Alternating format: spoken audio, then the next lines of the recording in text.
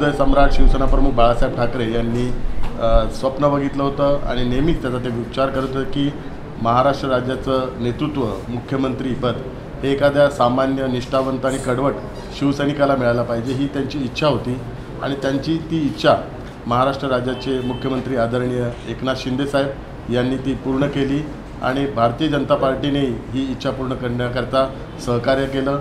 त्याबद्दल भारतीय जनता पार्टीचे पंतप्रधान देशाचे पंतप्रधान आदरणीय नरेंद्र मोदी साहेब, देशाचे गृहमंत्री आदरणीय अमित शाह साहेब आणि महाराष्ट्र राज्याचे उपमुख्यमंत्री देवेंद्र फडणवीस साहेब यांचं पण मी मनपूर्वक आभार मानतो। हिंदू हृदय सम्राट शिवसेना प्रमुखांनी जसं स्वप्न बघितलं होतं की या महाराष्ट्र राज्याचं मुख्यमंत्रीपद एखाद्या कडवट शिवसैनिकांनी भूषवलं पाहिजे, तसंच त्यांची 3 स्वप्न होती। त्या 3 स्वप्नामध्ये आज मी उल्लेख करतो की राम मंदिरचं निर्माण व्हावं, भव्य राम मंदिर अयोध्याला व्हावं हे एक त्यांचं स्वप्न होतं। दुसरं स्वप्न त्यांचं 370 कलमच्या बाबतीत रद्द करण्याच्या बाबतीचं स्वप्न होतं आणि तिसरं स्वप्न होतं देशात समान नागरी कायदा यावा हे त्यांचं स्वप्न होतं।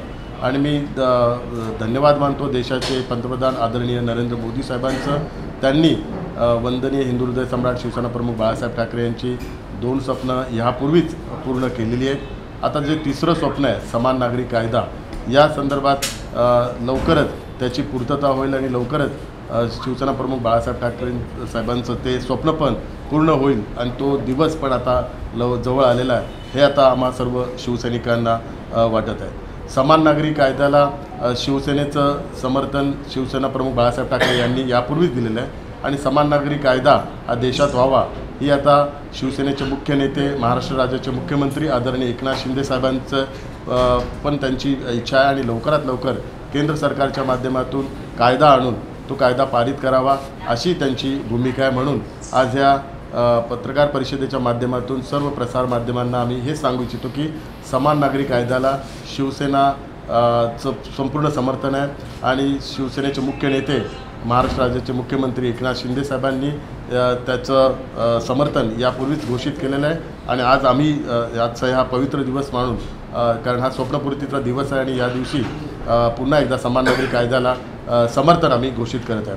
आपल्या सर्वांना माहीत असेल समान नागरी कायद्याच्या पार्श्वभूमीच्या बाबतीत परमपूज्य डॉक्टर बाबासाहेब आंबेडकरांनी संविधान सभेत वारंवार समान नागरी कायद्याला समर्थन दिलेलं आणि त्या संदर्भात भरपूर चर्चाही झाली आहे, परंतु दुर्दैवाने काँग्रेसने त्यावेळी त्याला विरोध केला आणि हिंदू कोड बिलच्या माध्यमातून हिंदू कोड बिल आणून समान नागरी कायदा अंमलात कसा येणार नाही त्या दृष्टिकोनातून काँग्रेसने त्यावेळी एक कूटनीती वापरली आणि 75 वर्ष होऊन सुद्धा समान नागरी कायद्याची अंमलबजावणी झाली नाही। आपल्या सर्वांना माहिती आहे की सुप्रीम कोर्टमध्ये 2015 असेल 2022ला सुप्रीम कोर्टने पण केंद्र सरकारला निर्देश दिले की संपूर्ण देशामध्ये समान नागरी कायदा होण्याच्या संदर्भात पार्लमेंटने त्याचा संसदेने त्याचा विचार करायला पाहिजे आणि केंद्र सरकारने तसं ॲफिडेविट पण सुप्रीम कोर्टमध्ये सबमिट केलेलं आहे आणि त्यानुसार 22वे लॉ कमिशनची स्थापना झाली आणि समान नागरी कायद्याच्या अंमलबजावणीकरता जी प्रोसिजर आहे ती प्रोसिजर चालू झालेली आहे। त्यामुळे हा समान नागरी कायदा हा देशाच्या दृष्टिकोनातून देशातल्या प्रत्येक नागरिकाच्या दृष्टिकोनातून आणि विशेष करून महिलांच्या दृष्टिकोनातून अत्यंत महत्त्वाचा आहे। म्हणून शिवसेना प्रमुख बाळासाहेब ठाकरेंनी नेहमीच समान नागरी कायद्याला समर्थन केलेलं आहे आणि आम्ही जसं आपल्याला माहिती आहे की शिवसेनेचे मुख्य नेते आदरणीय एकनाथ शिंदे साहेबांनी जो निर्णय घेतला, जो संकल्प केला की हिंदू हृदय सम्राट शिवसेना प्रमुख बाळासाहेब ठाकरे यांचे विचार पुढे न्यायचे, हिंदुत्वाचे विचार पुढे न्यायचे आणि त्या विचारांशीच बांधिलकी आणि बाळासाहेबांच्या विचारांशी बांधिलकी ठेवूनच एक देश एक कायदा या विचारांशी आम्ही सर्वजण वचनबद्ध आहोत आणि म्हणून या कायद्याला आम्ही येणाऱ्या जो जर संसदेत मांडला तर संपूर्णतः आम्ही त्याला समर्थन देणार आहे। मी आदरणीय मुख्यमंत्री एकनाथ शिंदे साहेब आणि उपमुख्यमंत्री देवेंद्र फडणवीस साहेब यांना पण विनंती करणार आहे की जे विधानसभेचं पावसाळी अधिवेशन आहे त्या पावसाळी अधिवेशनात आपण समान नागरी कायद्याच्या समर्थनार्थ एक ठराव मांडावा आणि तो ठराव सर्व पक्षांचा पाठिंबा घेऊन त्याचं मतदान करून तो ठराव केंद्र सरकारकडे पाठवावा जेणेकरून महाराष्ट्र राज्याची भूमिका, महाराष्ट्रातल्या विविध पक्षांची भूमिका समान नागरी कायद्याच्या संदर्भातली ती भूमिका स्पष्ट होईल. म्हणून येणाऱ्या पावसाळी अधिवेशनात हा समान नागरी कायद्याचा समर्थनार्थ आपण ठराव मांडावा. आज या ठिकाणी शिवसेना प्रमुख बाळासाहेब ठाकरे यांच्या विचारांशी आम्ही एकनिष्ठ आहोत आणि ते विचार पुढे नेण्याकरता आम्ही कटिबद्ध आहोत आणि तोच संकल्प मुख्यमंत्री एकनाथ शिंदे साहेबांनी घेतलेला आहे. आणि दुसरीकडे जे शिवसेना प्रमुखांशी रक्ताचं नातं बोलतात ते ह्या कायद्याला विरोध करत आहेत आणि ह्या कायद्याच्या संदर्भातले गैरसमज हा हिंदू समाजामध्ये पण पसरवतात आणि मुस्लिम समाजामध्ये पण पसरवतात. कालच आपल्या सर्वांना माहिती आहे की ज्या शिवसेना भवनमध्ये मुस्लिम पर्सनल लॉ बोर्डचे पदाधिकारी माननीय उद्धव साहेबांना भेटायला गेले आणि हेच कारण उद्धव साहेबांना त्यांना भेटायची गरज हीच वाटते की कारण उद्धव साहेब या कायद्याला विरोध करणार आहेत ही भूमिका पण आता मुस्लिमांच्या मनात निर्माण झालेली आहे. त्यामुळे आज त्यांचा जो खरा चेहरा आहे तो लोकांसमोर येत आहे आणि माननीय उद्धव साहेबांनी हा खऱ्या अर्थाने त्यांच्या मनात असं की हा हिंदूंना त्रास सहन करावा लागेल असं त्यांचं विधान होतं. परंतु हा हिंदूंना त्रास सहन करणारा नाही तर गांधी परिवाराला त्रास सहन करावा लागेल म्हणून माननीय उद्धव साहेब याला विरोध करत आहेत. आणि ज्या कायद्याच्या माध्यमातून आज आपल्याला सर्वांना माहिती आहे की बाबासाहेबांचं स्वप्न आपल्याला पूर्ण करायचं आहे तर बाळासाहेबांचं स्वप्न पूर्ण करायचा हा नेहमी उच्चार वारंवार उद्धव साहेब करत होते. परंतु त्याच विचारांशी फारकत घेऊन त्याच विचारांना एकनिष्ठ असलेला हा समान नागरी कायदा याला ते विरोध करत आहेत. आज आपण बघाल की महाविकास आघाडीतील काँग्रेस पक्ष आहे त्यांची पण भूमिका स्पष्ट आहे की ह्या कायद्याला ते विरोध करत आहेत. कालच त्यांची काँग्रेसने एक कमिटी फॉर्म केली आणि त्या कमिटीच्या माध्यमातून या कायद्याला विरोध कसा होईल ह्या कायद्याचा दुष्परिणाम कसे होतील याचा विचार करण्याकरता कमिटी फॉर्म केलेली आहे. आणि त्यात विशेष करून हुसेन दलवाई यांचं वक्तव्य जर आपण पाहाल तर ते वक्तव्य अत्यंत घातक असं वक्तव्य आहे की देशात हिंदू मुस्लिम असा भेदभाव होईल आणि ह्या कायद्याच्या माध्यमातून मुसलमानांचं खूप नुकसान होईल हे त्यांनी वक्तव्य केलं. हे अत्यंत दुर्दैव आहे. या कायद्याचा अजूनपर्यंत कोणी व्यवस्थित अभ्यास केला नाही आहे. सर्वांनी खऱ्या अर्थाने हा कायदा जाणून घ्यायला पाहिजे, ह्या कायद्याचा अभ्यास केला पाहिजे आणि देशात समान नागरी कायदा देशातल्या प्रत्येक भारतीय नागरिकाला कसा उपयुक्त आहे याची संपूर्ण माहिती घेतली पाहिजे. आणि हुसेन दलवाई यांनी हे वक्तव्य केलं अत्यंत दुर्दैवी आहे. खऱ्या अर्थाने हा कायदा मुस्लिम महिलांकरता अत्यंत उपयुक्त ठरणार आहे. आणि कारण आपल्या सर्वांना माहिती आहे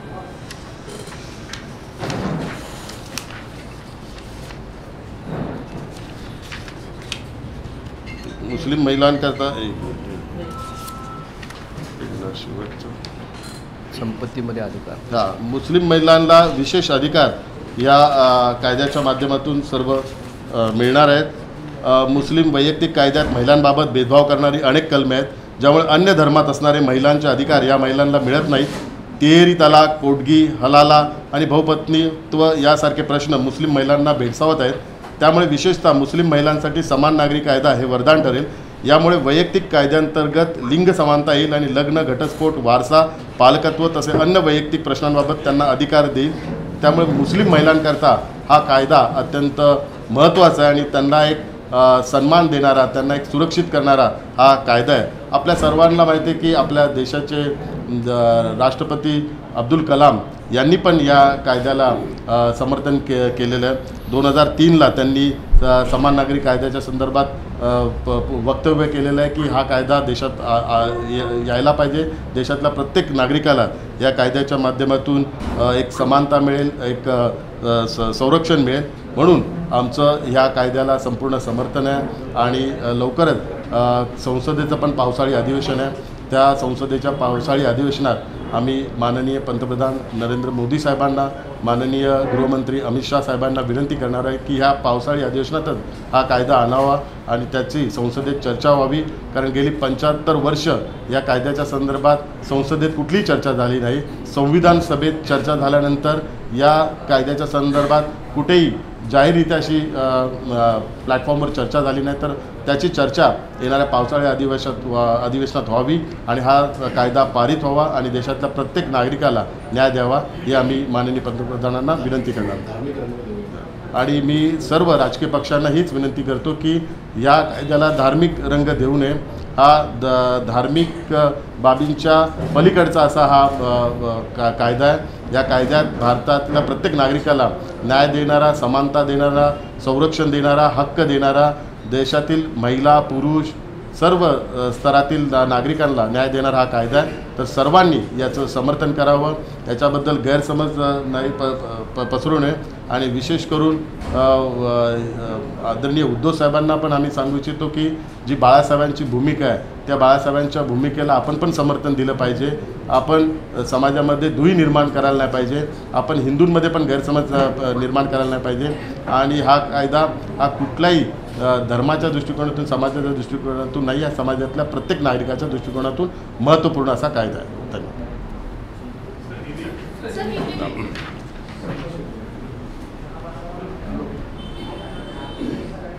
आज मैं यहाँ पे आप सभी को शिवसेना माननीय मुख्यमंत्री एकनाथ शिंदे साहब के नेतृत्व में जो हमने पिछले साल जो निर्णय लिया था उसका 1 साल पूरा हो रहा है. और माननीय मुख्यमंत्री एकनाथ शिंदे साहब ने 1 साल पहले शपथ ग्रहण किया था, उसके 1 साल पूरा हो रहा है. तो आज शिवसेना प्रमुख बाला साहब ठाकरे जी का एक स्वप्न पूर्ति का हम दिन आज सब मना रहे हैं.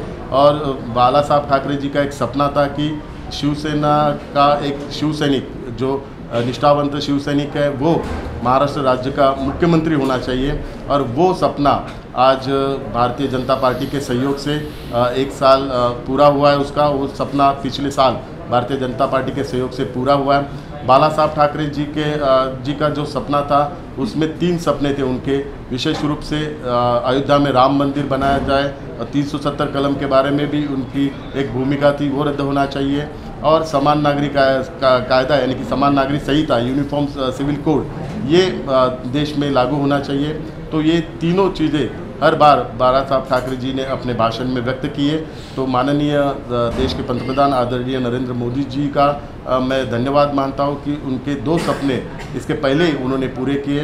अयोध्या में भव्य राम मंदिर का निर्माण करने का उसका काम जारी है, और अगले साल के जनवरी में उसका लोकार्पण होगा.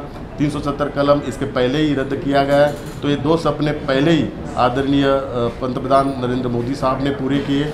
अभी आने वाला जो तीसरा सपना है वो पूरा करने का भी मौका है. और गए 75 साल से जो समान नागरिक संहिता, यूनिफॉर्म सिविल कोड, जो इशू पेंडिंग है, और आप सभी को पता है डॉक्टर बाबा साहब अम्बेडकर जी ने संविधान सभा में इसका सपोर्ट किया था, इसका जिक्र किया था. लेकिन दुर्भाग्य से कांग्रेस ने उस वक्त विरोध किया, और कांग्रेस ने हिंदू कोड बिल लाके उसको उस वक्त विरोध किया गया. और उसी वक्त डॉक्टर बाबा साहब अम्बेडकर जी ने अपने मंत्री पद का रेजिग्नेशन दिया था. तो ये सब पूरा इतिहास देख के 75 साल होके भी समान नागरिक संहिता, यूनिफॉर्म सिविल कोड, अभी तक उसका इम्प्लीमेंटेशन नहीं हुआ. और आप सभी को पता है शिवसेना भारतीय जनता पार्टी का जो मैनिफेस्टो है, वो मैनिफेस्टो में भी हमने इलेक्शन में लोगों को कमिटमेंट किया था कि हम रूलिंग में आने के बाद समान नागरिक संहिता या यूनिफॉर्म सिविल कोड का इम्प्लीमेंट करेंगे. तो और आप सभी को पता है सुप्रीम कोर्ट ने भी 2015 में और 2022 में सेंट्रल गवर्नमेंट को इंस्ट्रक्ट किया था कि समान नागरिक कायदा के बारे में पार्लियामेंट में विचार होना चाहिए. और उसी वक्त सेंट्रल गवर्नमेंट के माध्यम से सुप्रीम कोर्ट में एक एफिडेविट सबमिट किया गया, और उसके बाद समान नागरिक संहिता, यूनिफॉर्म सिविल कोड इम्प्लीमेंट करने की प्रोसीजर स्टार्ट किए. और आप सभी को पता है 22 लॉ कमीशन की स्थापना हुई, और लॉ कमीशन के माध्यम से समान नागरिक संहिता इम्प्लीमेंट करने के बारे में सभी प्रोसीजर स्टार्ट की. और इस बारे में आपको बताना चाहता हूँ कि 75 साल कांग्रेस ने विरोध भी किया, इम्प्लीमेंट भी नहीं किया. और आज एक सही वक्त है जिस देश के पंतप्रधान आदरणीय नरेंद्र मोदी जी, ये बाला साहब ठाकरे जी का सपना पूरा करने का एक वक्त है.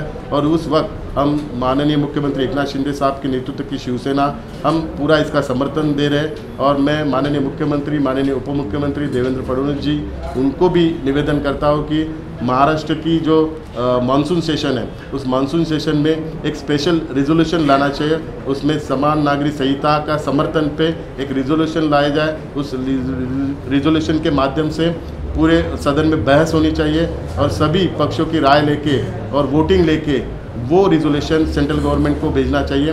क्योंकि उस असेंबली में चर्चा के दौरान हमें पता चलेगा कि किस पक्ष की क्या भूमिका है, और तभी लोगों के सामने सच और झूठ लोगों के सामने आएगा।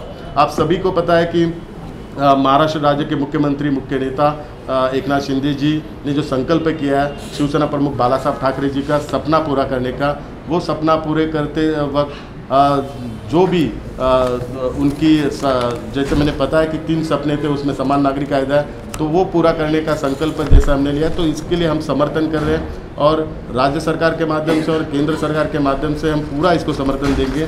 केंद्र सरकार को भी हम रिक्वेस्ट कर रहे हैं कि आने वाले मानसून सेशन में जल्दी आप समान नागरिक संहिता का बिल लाइए, उसका हमारा पूरा समर्थन रहेगा और बाकी विभिन्न पक्ष भी उसके लिए समर्थन करेंगे। समान नागरिक संहिता के बारे में उद्धव साहब की जो भूमिका है वो अभी लोगों के सामने आ रही है। उद्धव साहब इस संहिता के माध्यम से, कानून के माध्यम से गलतफहमी फैला रहे हैं, हिंदुओं को इसमें नुकसान होगा ये भी वक्तव्य कर रहे हैं। ये दुर्भाग्यपूर्वक है, क्योंकि समान नागरिक कायदा है बालासाहब ठाकरे जी का सपना है और वो सपना पूरा करने का हर बार वो कहते हैं कि हम बालासाहब ठाकरे जी मेरे पिता है और मेरे पिता इन लोग ने चोरी की है, लेकिन पिता की चोरी, लेकिन पिता के विचारों को पूरा लेने का काम, आगे लेने का काम उन्होंने करना चाहिए, लेकिन पिताजी के विचारों को ही आज वो विरोध कर रही है। ये दुर्भाग्यपूर्वक है और महाराष्ट्र की जनता ये सब देख रही है पूरा। कल 2-3 दिन पहले आपने देखा कि मुस्लिम पर्सनल लॉ बोर्ड के पदाधिकारी वो भी शिवसेना भवन में उद्धव साहब को मिलने को गए, तो इसमें भी ये स्पष्ट हो रहा है कि मुस्लिम पर्सनल लॉ बोर्ड और मुस्लिम लोगों को भी पता चल रहा है कि उद्धव साहब इसको विरोध करने वाले हैं। तो बल्कि ये लॉ, ये जो कानून आने वाला है, ये किसी धर्म के खिलाफ नहीं है, ये देश में हर एक हमारे नागरिक है उनको सम्मान, उनको सुरक्षा देने वाला ये कानून है, तो इसका सभी ने समर्थन करना चाहिए। आप सभी को पता है देश के राष्ट्रपति अब्दुल कलाम साहब, उन्होंने भी इसका समर्थन किया था, उन्होंने भी कहा था कि देश में समान नागरिक संहिता इम्प्लीमेंट होनी चाहिए। तो कांग्रेस की भूमिका हो, राष्ट्रवादी की भूमिका हो, महाविकास आघाड़ी के सभी सदस्यों की इसको विरोध करने की भूमिका है। महाराष्ट्र प्रदेश कांग्रेस कमेटी ने तो इसके विरोध में एक कमेटी फॉर्म की है और वो कमेटी इसका विरोध कैसा किया जाए इसके बारे में पूरा विचार करेगी। उसमें हुसैन दलवाई जी का आप वक्तव्य सुनेंगे तो वो भी पूरे विरोध का और समाज में डिस्ट्रीब्यूशन ये करने का उनका वक्तव्य है, हिंदू मुस्लिम में भेदभाव करने का उनका वक्तव्य है, मुस्लिमों को इसमें इस कानून के माध्यम से तकलीफ होगी ये भी उन्होंने कहा, ये भी गलत बात है। इस कानून के माध्यम से, समान नागरिक संहिता के माध्यम से मुस्लिम महिलाओं को बहुत ही बड़ा संरक्षण मिलेगा। मुस्लिम लॉ में जितने भी प्रॉब्लम्स है जो महिलाओं को फेस करने पड़ते हैं उसमें उनको संरक्षण मिलेगा, लीगल उनको सपोर्ट मिलेगा।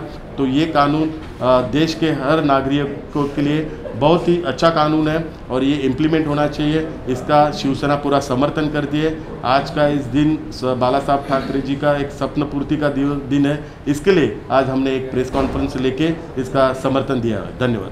शरद पवार कल कह रहे हैं कि कमीशन ने कई सारे प्रस्ताव मंगाए, अभिप्राय मंगाए हैं, तो केंद्र सरकार उसे जनता के सामने रखे। सिख हो, जैन हो, क्रिश्चियन हो, इन कम्युनिटीज में भी कई तरह के संभ्रम है, इसे दूर करना जरूरी है। निश्चित रूप से कोई संभ्रम रहेगा तो केंद्र सरकार के माध्यम से दूर करना चाहिए, ये भी हमारी भूमिका है, लेकिन इसको विरोध करना वो गलत है। तो सभी पक्षों ने इसका स्वागत करना चाहिए। जिनके सुझाव रहेंगे, जिनके सजेशन रहेंगे, वो केंद्र सरकार निश्चित रूप से केंद्र सरकार वो सुनेगी और वो इम्प्लीमेंट करेगी और सभी धर्म का सम्मान रखते हुए ये कानून इम्प्लीमेंट होएगा, ये हमें पूरा विश्वास है। सभी धर्मों को न्याय मिलेगा और सभी भारतीय नागरिकों को न्याय मिलेगा और सभी महिलाओं को भी न्याय मिलेगा। चाहे कांग्रेस हो, चाहे एनसीपी हो, काफी ऐसे विपक्षी दल हैं जो अभी ऑनबोर्ड नहीं है, जिनका अलग ओपिनियन है। क्या आपको लगता है कि इसकी वजह से देश में इसके बारे में कंसेंसस होने में प्रॉब्लम आएगा?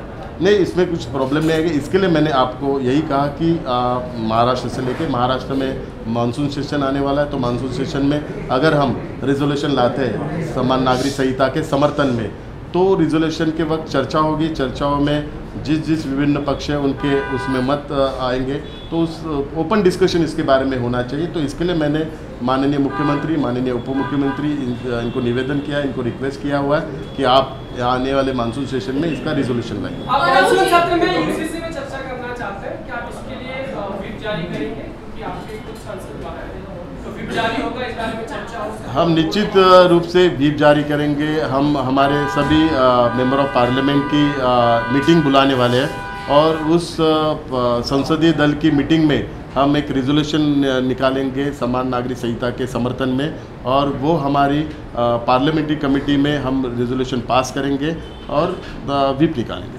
कब होगी बैठक? की तरफ से लगातार कहा जा रहा है, पहले उसके सारे नॉर्म्स बताएं कि किस आधार पर कौन से नियम के आधार पर यूसीसी लागू किया जाएगा, उसके बाद समर्थन देने पे विचार करेंगे, जबकि बाला साहब लगातार यूसीसी को समर्थन करते हैं। निश्चित रूप से जब भी बाला साहब थे तभी उन्होंने ये प्रश्न उनको पूछते थे तो ये घर में ही उनको जवाब मिलता था। एक सवाल और है कि आज 1 साल पूरे हो रहे हैं नई सरकार, आपकी सरकार को, तो ऐसे में किस तरीके से परिवर्तन देख रहे हैं, क्योंकि मुंबई में आक्रोश मोर्चा निकाला जा रहा है और दूसरी तरफ कैबिनेट विस्तार की तो चर्चा लगातार जोरों पर है।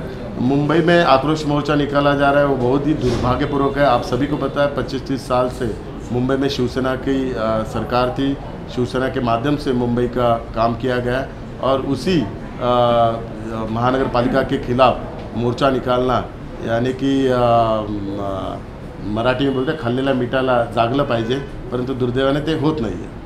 सर 900 प्रस्ताव विधी आयोगाकडे आलेले आहेत आणि त्यातल्या नेमक्या सूचना आणि त्याचबरोबर शिफारसी काय आहेत हे स्पष्ट होणं गरजेचं असल्याचं पवार म्हणाले होते, त्यावर आपली काय म्हणणं? नाही, हे स्पष्ट होणारच। तर ही सगळी प्रोसिजर आहे, पण त्या प्रोसिजर ह्या सर्व गोष्टी बघून आणि त्या कायद्याचा पूर्ण अभ्यास केल्यानंतरच प्रत्येक पक्षांनी भूमिका स्पष्ट करायला पाहिजे। तो अभ्यास न करताच त्याला विरोध दर्शवून समाजामध्ये तेढ निर्माण करण्याचं वक्तव्य, काही हिंदूंमध्ये तेढ निर्माण करण्याचं वक्तव्य करतात, काही मुस्लिममध्ये तेढ निर्माण करण्याचं वक्तव्य करतात। त्यामुळे जे कोणी हे तेढ निर्माण करणारं वक्तव्य जे नेते मंडळी करतात त्यांनी अभ्यास करावा, कारण बाबासाहेबांनी पण हा जो प्रस्ताव त्यावेळी ठेवला होता तो विचारपूर्वक ठेवला होता आणि डॉक्टर बाबासाहेब आंबेडकरांनी जगातले सर्वश्रेष्ठ संविधान बनवलं होतं। ते संविधान बनवताना या सर्व गोष्टींचा विचार केला होता, त्यामुळे हा खऱ्या अर्थाने डॉक्टर बाबासाहेब आंबेडकरांच्या विचारांचा पण अपमान आहे। एक सवाल दिल्ली में भी और महाराष्ट्र में भी कैबिनेट विस्तार की चर्चा है, आपके कैबिनेट जाने की चर्चा तेजी के साथ चल रही है, क्या उसमें कब तक होगा और राज्य में भी बहुत सारे लोग लॉबिंग कर रहे हैं? इसका जवाब आपको माननीय मुख्यमंत्री एकनाथ शिंदे साहब ही अच्छा देंगे।